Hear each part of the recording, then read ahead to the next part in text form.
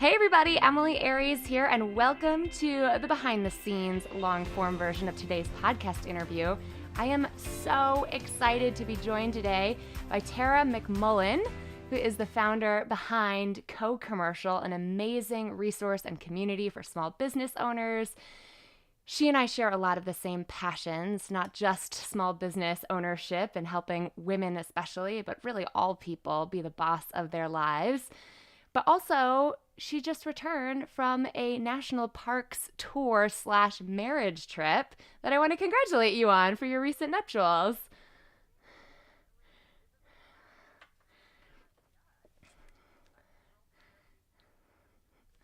Awesome. Next time you're climbing in Colorado, you got to let me know because we'll hang. So, Tara is also the podcaster behind the What Works podcast. And I have her on the Bossed Up podcast today because our question, our listener submitted career conundrum, not only warrants an explanation of how I got into my business, but someone's perspective like yours, Tara, who's worked with thousands of small business owners who've made that leap as well. So the challenge on the docket for today is we're talking to Kinsey. Kinsey called in with a question about transitioning straight from grad school to considering launching her own business. What's your first take on what it takes to be a business owner?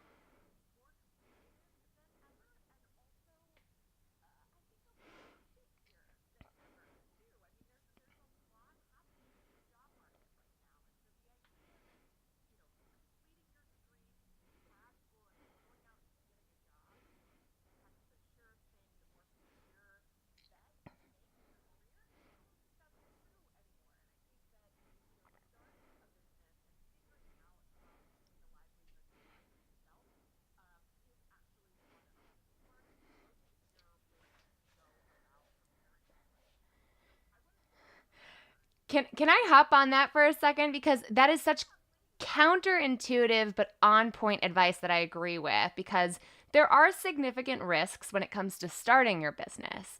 But if you can figure out how to become of great value to many different kinds of people, talk about making yourself recession proof, right? I think we came up in a generation of folks who saw what it looked like to really not be able to get a job, for talented, smart, hardworking people to not be able to find a job. And I was just in our online courage community today where thousands of women from all over the world who believe in being the boss of their lives and careers were talking about this one issue. A woman said, I've been having no luck with my job search for 6 months, and I'm wondering if I should get a graduate degree to solve that problem. And I hopped in there. I was like, I vehemently disagree with this. So I'm so glad to hear you reinforce that because it's just not a guarantee.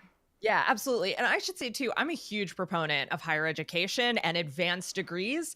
And at the same time, entrepreneurship is just such a phenomenal path that you can pursue concurrently too, if that's what you want to do. Yeah. And, the recession proof thing that you said, I started my business at the beginning of the Great Recession. So it is absolutely possible to create something for yourself to become of great value, as you said, and have that be a more secure path for yourself. So I think it's probably easiest to sort of solve this conundrum, as you put it, in terms of looking at the mistakes that people make when they think about starting a business, when they go out on their own. So the first mistake I see people make is that they try to do all the things, especially now that we have such a huge amount, unprecedented access, really, to entrepreneurial resources, small business growth resources, the number of people that are out there telling you to do all these different things to start your business. It's really, really tempting to kind of come up with a business plan for yourself where you're like, well, I'm going to do this, that, and the other thing too. Whether that's product development or service development or all of the marketing things or being on all the social media channels. And it is just too much.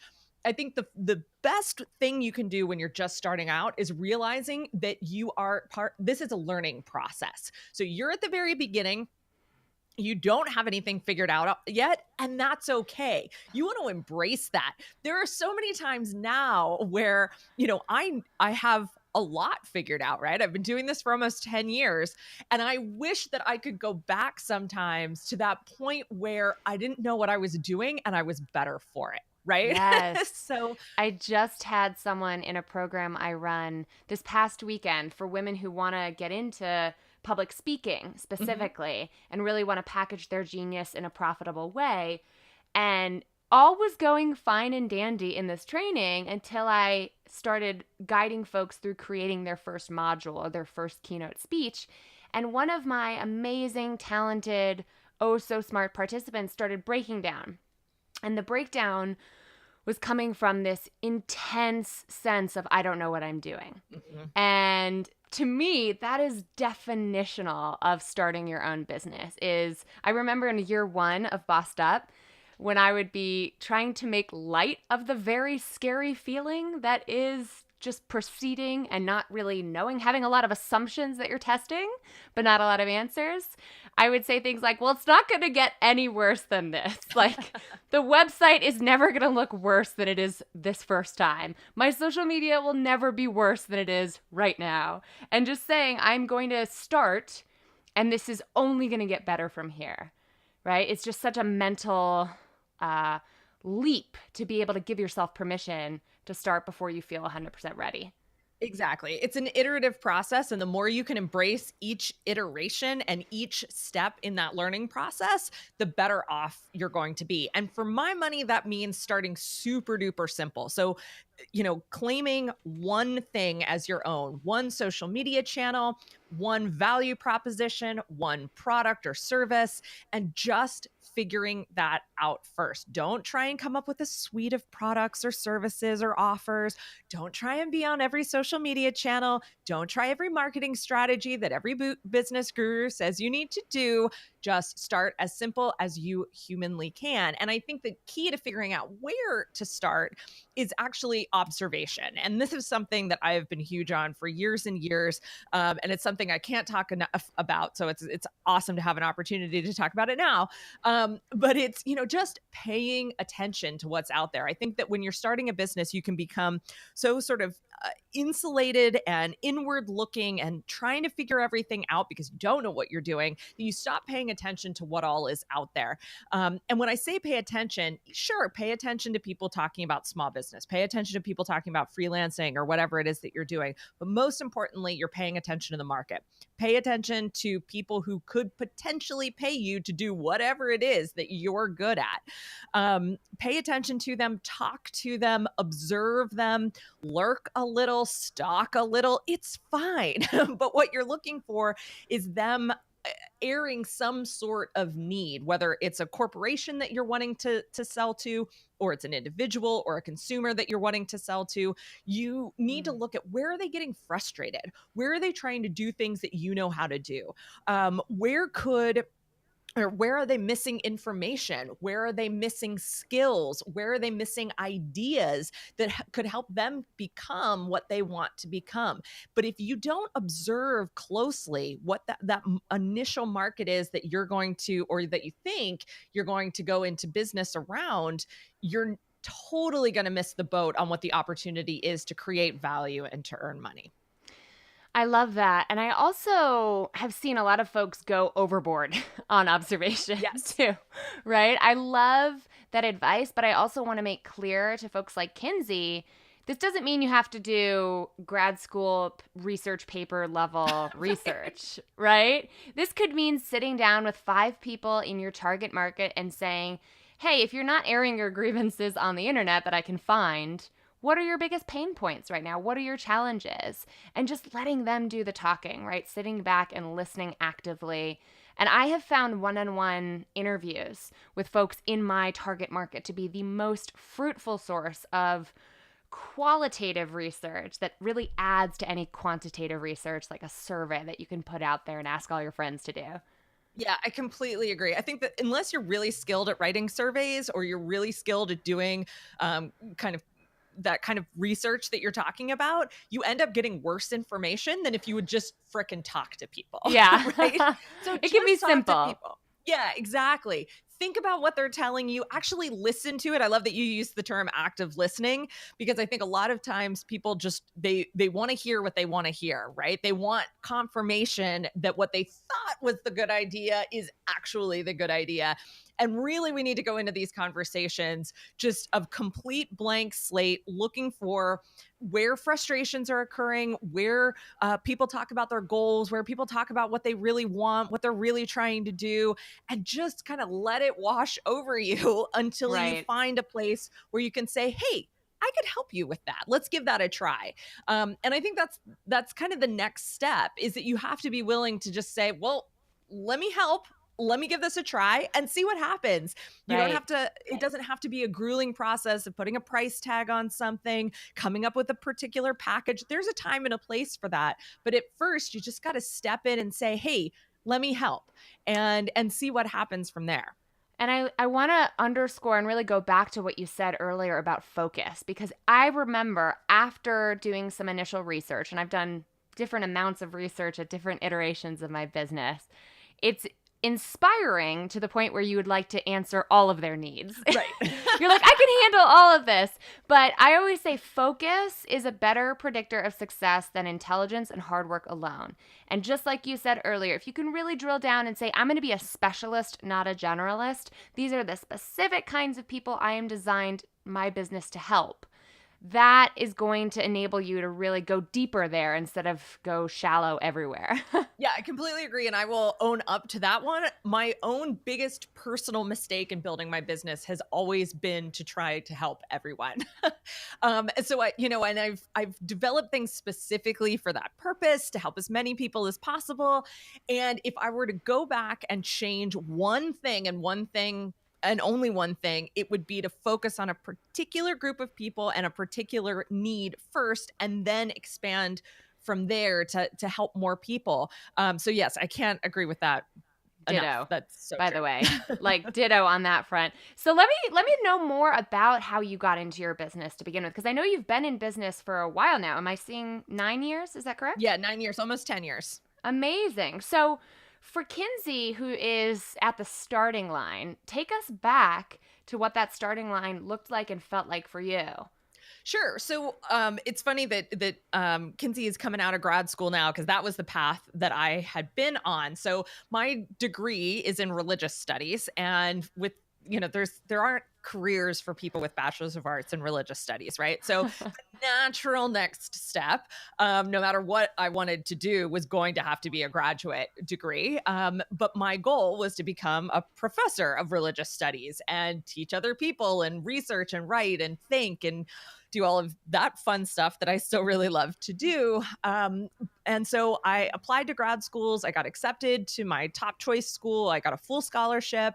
And a couple of weeks before I was supposed to go, I had this huge, just crushing experience of anxiety and, the chronic depression that I had lived through, as many people have for many years, kind of came flaring up in this moment of transition and change. And so I quit grad school before I even started. And I took a full-time job at a Borders Books and Music store where I had been working over the summer. And I kind of worked my way up the little corporate ladder that we had at our local store, so that I was a manager of the store. And I kind of learned to love business in this environment because it wasn't a small business. We were doing $5 million a year. It was a big team of people to manage. And we had a lot of autonomy at the store level. So there were a lot of experiments that I could run and things that we could try with our team and just really cool projects that I could play with. And so business kind of started to become something really interesting. And at the same time, it was an incredibly high stress job for incredibly low pay. And so I got burnt out after about 5 years. And I didn't know what to do. And it kind of coincided with the birth of my daughter. And so when she was born, I decided, you know what, I cannot do this anymore, and decided not to go back. And at the time, my thought process was, I know other people are working for themselves. I know other people work from home. I know other moms work from home. They have skills. I have skills. If they can figure it out, I can figure it out too. And so I started doing exactly what we were talking about, which was kind of paying attention to what was going on and looking to see what are the needs out there. How do my skills line up with those needs? All of that good stuff. And ultimately, I went a completely different direction. But that was where I started. Is just Yeah. kind of observing and thinking about where my skills and my needs might overlap with someone else's or some other organizations. And so that was sort of how I jumped into entrepreneurship, but I had no idea what I was doing Yeah. at the time, and absolutely zero kind of background or experience in business at all. Well, except for those 5 Well, years yeah. of managing a 5 $5 years of million management. Yeah, business. exactly. So I love that because first of all, there's three main things I want to pick up on that you just spoke to. One is, as someone who worked at a kiosk in the mall and experienced my first sales training trying to push hair extensions on people Ooh. walking by the mall. I remember the feeling of looking back after having graduated basically from my mall life and my mall career to appreciating the real hardships that I'd gone through in those first few jobs. I mean, I started working when I was 15, Mhm. and knowing what work looks like and knowing what client facing, consumer facing sales positions feel like was incredibly valuable training that comes back even, 20 years, or not 20, not quite 20, but like 15 years later. So to anybody who finds themselves in a job right now that they are underpaid, overworked, burning out from, totally not seeing yourself there for the next 5 years, know that you can take whatever you're learning there and apply it in a big way in a totally different environment moving forward.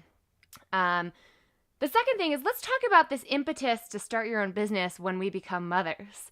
I see this happen a lot, and I have a theory. I'm not a mother myself, but I'd be curious to hear what you think, that when women's identities experience this major shift, right, to not just thinking about and caring for ourselves, but all of a sudden there's this external being. It feels like our heart is outside of our body just walking around.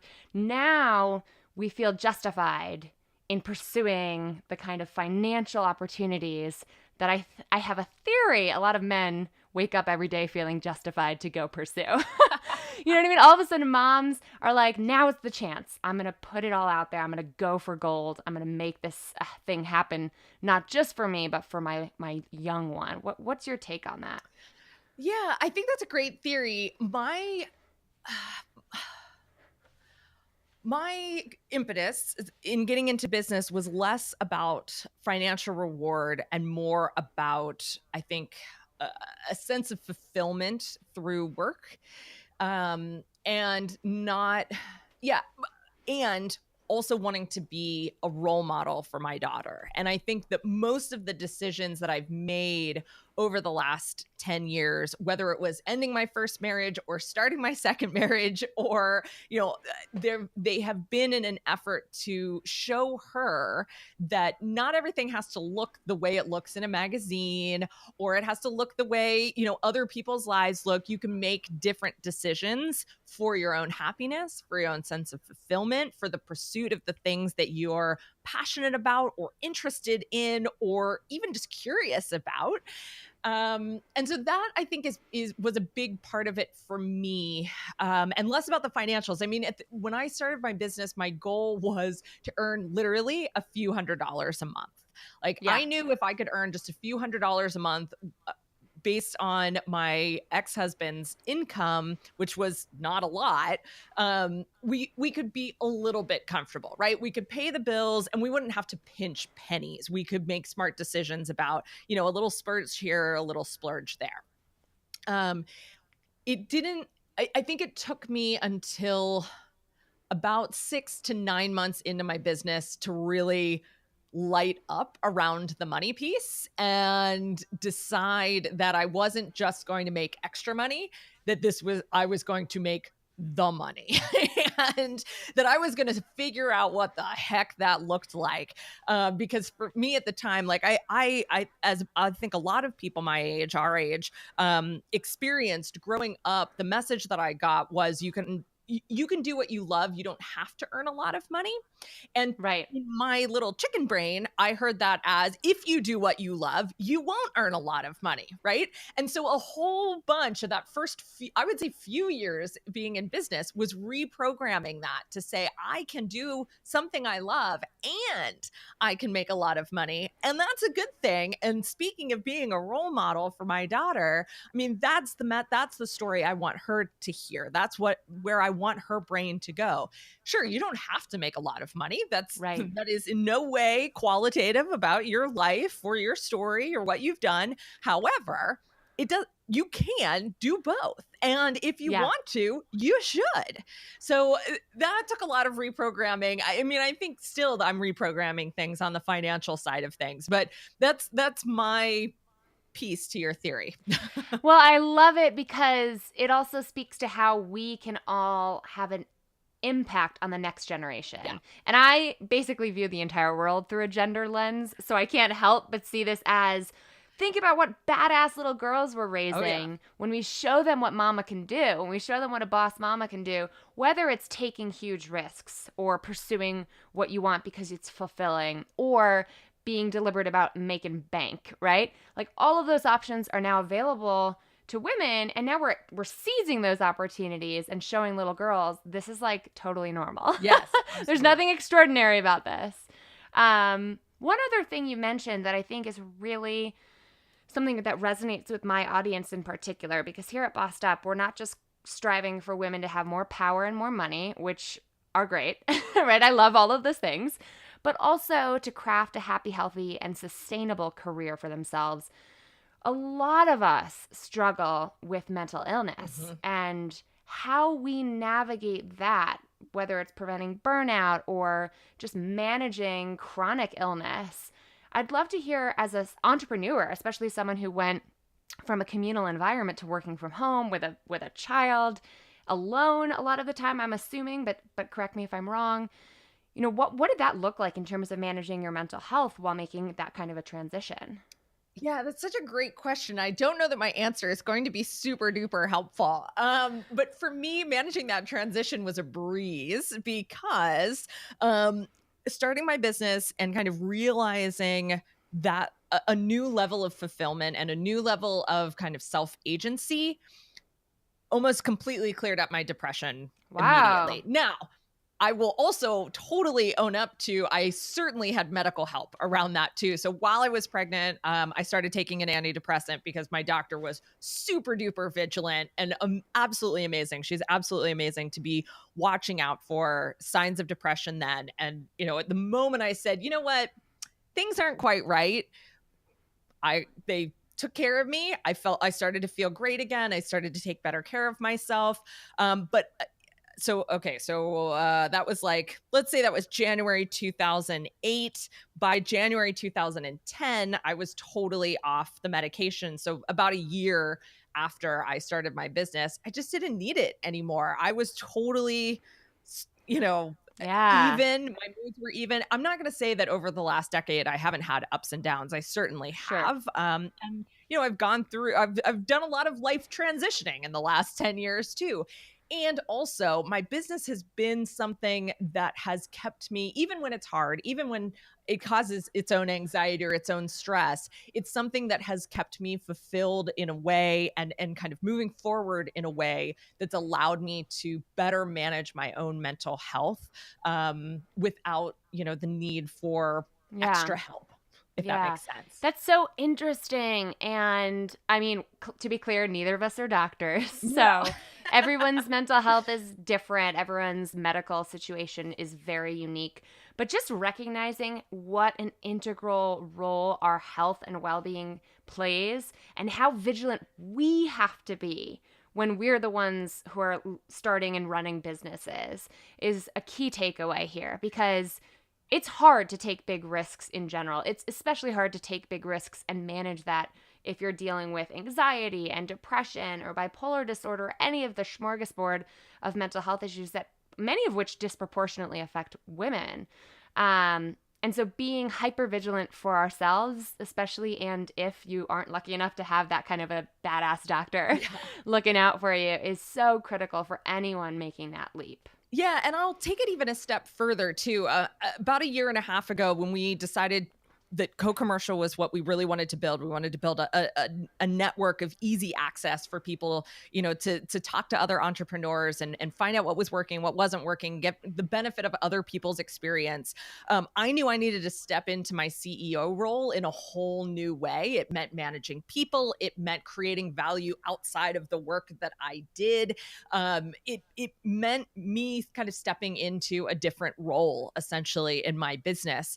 So I looked around at the kinds of CEOs that I wanted to be like, the kinds of people they were, the habits that they had, the routines that they had, the way, their lifestyles, really, the way they managed themselves.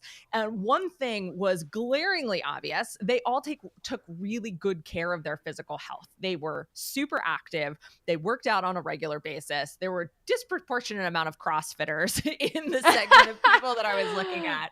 High intensity interval training. Totally. Hell yeah. Yeah. I looked at that and I was like, man, I wish that I could be the kind of person that was that disciplined, that was that into physical fitness, but let me give it a try. And so in January of last year, I just started, little bit by little bit, going for a walk in the morning instead of, having an extra cup of coffee. And then, okay, let's try jogging in the morning instead of walking. And then I started climbing, and then I started lifting weights, and then I started running many miles instead of a couple of miles. And it has added up to where, again, my mental health right now, my ability, my resiliency, my ability to manage stress and anxiety is in a completely different place than it was 10 years ago. If I'm stressed out now, I go for a run, or I go to the climbing gym, or I go to the mountains. And that to me has also been a huge benefit of up leveling in my business. So those two things kind of go hand in hand, whether it's mental health or physical health or the health of your business. I think all of it works together. I'm like nodding my damn head off over here because I can't help but relate to that experience, because I started my business after having healed myself from burnout as well. And that looked like going from not being a runner and really shedding, or resisting, I should say, that label. I'm not a runner. Who's a runner, to running my first 5K, which was a major achievement. Yeah. And then over the course of the next 2 years, competing in an Olympic triathlon. That's incredible. And all of this while I launched my business. And those two things were so related, because breaking down a huge, seemingly insurmountable goal into tiny chunks and action steps, those are the same skills, whether you're applying them to your business or your physical well-being, and challenging yourself to continuously be put in that iterative cycle is so wonderfully interconnected. So I'm so glad you mentioned that. And Kinsey, take note, right? All of our boss ladies who are listening, whether you're pursuing a career in the corporate sector or a 9-to-5 type job career, or want to start your own thing, you can't pour from an empty cup, as Oprah says, but it's more like you've got to build yourself a platform off which to launch. Yes. So another component of wellness that you touched upon that I think is related to, because here at Bossed Up, we like to say work, love, and wellness are connected. Let's talk about love, if you will. I'm sure you weren't, I don't know if you were signing up for that when you're like, yeah, I'll talk about business on the pod. But I'm an open book. Awesome. So we share a history of leaving a relationship that we entered into in a really, I would say, weak state. And I'd love to hear more about how you think exiting your first marriage impacted your wellness overall, or your business ability to put those boss pants on and sort of take charge of your life, and what entering this second marriage means to you, because I'm on the cusp of doing that for the first time in 3 weeks. By the time this episode airs, 2 weeks, or maybe even a week. And I'm curious to hear how your perspective on marriage has shifted from one to your second. Yeah, it's a great question. So I started my business while I was still married to my first husband. And he was supportive, if not understanding. So he was like, as soon as I could show him like the PayPal receipts, like, look, I made some money today, right? He was like, okay, I get it. Enough.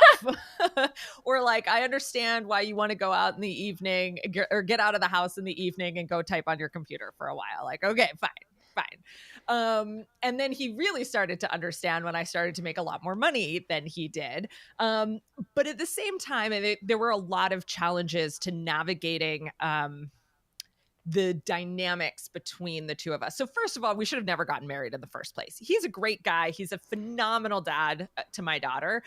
He is her primary caregiver. So there's I trust him. I like him. He's great. We're good. We're friends now. We have a very friendly relationship, him and I and my now husband. And but we should have never gotten married in the first place. So not only were we not in a great relationship, but we had all these weird power dynamics going on in the very early stage of my business.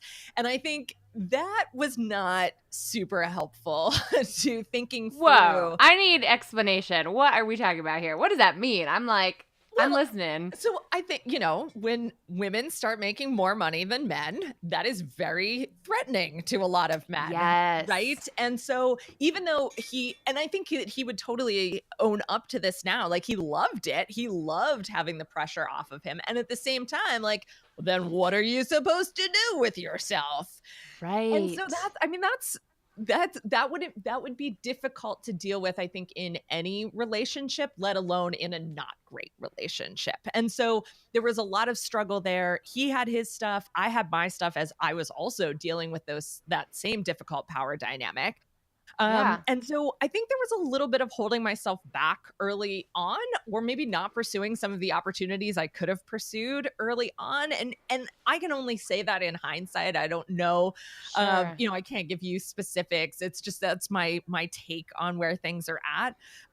When we split up and I started doing my own thing, there was a process of kind of rebuilding and re-examining and analyzing things.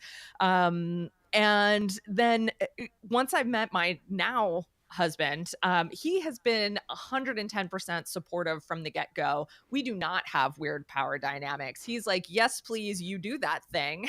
And I will do this other thing over here. And it works very beautifully. But I think his support and being in the relationship that I'm in now has allowed me to pursue opportunities, take bigger risks, even though like there's more pressure on me now. There's more that I am in charge of now. His support allows me to take bigger risks and just kind of knowing that even if everything falls apart, we're going to be okay. It's going to be fine. Right. Has been hugely, hugely helpful. And so, Yeah. sorry. Well, I think it's such a good reminder that being mindful about whether we're talking romantic partners or platonic friends, family, etc., who we surround ourselves with absolutely impacts our businesses. And I like the way you frame that as in terms of it frees you to be more risk tolerant. Yes. And there's something very true to that from a mental standpoint, not just a financial standpoint. So I don't want anyone to just think, oh, I can't start my own business because if it fails, I don't have a husband to like pay for dinner or a wife to cover the mortgage. It's more like the mental fortitude that comes from knowing there's this part of your life where you will gain a sense of love and belonging and unconditional support, even when you suck at work or even when you fail miserably in your business. And to me, that was like a huge mental necessity from the get-go. It's what I call having a courage community, right? Having people who you can go to even when you're on top of the world, but especially when you're feeling like the world's on top of you and gain that sense of, okay, at least this is good. At least I have this sense of belonging and connection to see me through. Totally. But have you seen Ali Wong's latest Netflix special? So major plug for Baby Cobra, the Ali Wong special. For anyone who hasn't seen it yet, It is a must watch for any woman who is a breadwinner or just wants to make a lot of money and is worried about the dating repercussions of said pursuits. Because I watched this special with Brad the Boo, the dude I'm about to marry. And he's like, yeah, that's how I've always felt. Like, Allie basically says, what kind of guy doesn't want free money? Like, what is wrong with our society, you know? So, Yeah, we I'm quoted happy that for you. many times on our trip out to Montana to get married, or like when people were asked, "What are you doing?" Or, I think even like our wedding photographer was like, "So, what do you do?" And he's like, "I'm a house husband," or like Yeah. officially a house husband now, not just a house life partner. And and so kind of. Yes, exactly. It is brilliant. I highly recommend it. She is hilarious. Absolutely. And there was an article I wrote when I first started Bossed Up, which is hilarious to look back on now that we're about to get married, in which this was a piece that went pseudo viral in HuffPo called I'm So Over Hot Mess Chic. And it described how I had been downplaying my ambitions and my successes because I wanted to be this cute, adorable, cute, approachable hot mess who needed a dude to like pick me up. And I admit to that with a little bit of embarrassment. But I remember accidentally letting it slip when I was first dating Brad that, oh my God, I just saved my client like $500,000. I just slayed it at work today. I feel so good. And then I was like, I'm not intimidating you, am I? And he was like, no, that is hot. And that was Brad's first quote in anything I've ever written, which is that's hot. And there was really a discussion of what does it look like for us to stop self-censoring in anticipating that sort of weird power dynamic that is so unfortunately prevalent. Yeah, totally. So Sean and I met online. He was my very first match on OkCupid, and we went out like 2 days later, and I never had to go back on OkCupid, so that was great. But I was about to say they should sponsor you for that story, but not if you ended it, not quite the way you ended it. I tell everyone OkCupid is where they should find. I am the perfect brand ambassador. So OkCupid, if you're listening, I will take your money. Call Tara. Yeah, Tara. I love it. There were a whole kind of spate of books that came out right when I was getting into online dating around how to sort of optimize online dating, like how to write your profile, how to manage dates, how to do all these things. And so I read a couple of them, and I worked on my profile so that it would be me. I knew I had a tendency to actually write intimidatingly, and not in like I'm just a badass way, but like, right. I am legitimately intimidating you right now. Did you read Amy Webb's book? I don't Amy Webb. It's so. called Data, a Love Story. For anyone listening, I highly recommend, but go on. Okay, cool. I will look at that. So I had worked on my profile so that it represented like the full me, so that it was, I am awesome, I am a badass, and also I'm like nice and friendly and approachable, and like I'm cool to hang out with too. And he's told me, and really this was just in the last couple of weeks, that upon meeting me, reading the profile, Googling me, even on our first date, his thought was, this is great. And also, like, she's going to get sick of me eventually, right? Like, she's going to decide I'm not good enough. But for, the same reasons, like, this is hot, this is cool, like, I'm into this. So anyhow, that was totally rambling, but I think a very similar thing happened with us, only without me having the hot mess thing going on. Like, I'm not interested in being a hot mess. I'm not interested in being a princess that needs saving, as convenient as that might be sometimes. Sure. So it was important to me entering into this relationship to just be like super upfront that, no, I'm a badass. No, I'm going to make money. No, like, you're not going to have to worry about as much as you might have to worry about with someone else. So like, let's do this. And I'm looking for you to be you, and for you to support me in my badassness. So I can't have someone who wants me to be something other than that. You're making me want to start a podcast just about asking really high achieving women about their relationships alone. Brilliant, actually. It's fun. It's kind of fun to see you like kind of sweat a little bit over there because I feel the same way when I'm put on the spot asking about something like personal. But yeah, we should do that. Let's explore that. Okay. Anyway, sidebar. So I want to close this out with asking you about co-commercials specifically. Sure. Because it is interesting, especially for our listeners who are interested in starting their own small businesses. It's interesting to hear about how you have designed a community to be of service to small business owners, not just your Tara McMullin, the small business guru, although you are, but it's more like how have you set up systems and structures and a community that's sort of self-regulating or self-sustaining. How did you make that happen, and what have you seen be most useful to the small business clients that you have at Co-Commercial?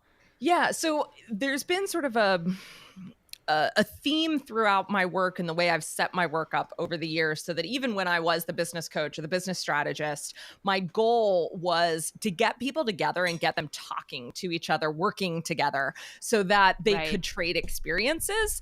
Because I could see that the vast majority of them were isolating themselves in their home office. They were isolated in their friend groups as probably being the only business owner or only freelancer in their friend groups. They were isolated from their community small business groups because they felt like no one understood what they were doing online and kind of on their own, and in new industries. And so I just wanted them to talk to each other because I could see, all right, small business owners who talk to each other succeed, and small business owners that don't talk to other small business owners fail. Like, it's very clear and obvious that this is what happens. And so it had always been a theme, but in the last year and a half, like I said, we've really made it the focus. This is what we do. This is what we're all about. And it really comes down to, for me, changing the culture around small business learning, small business training, small business development, especially in the online space.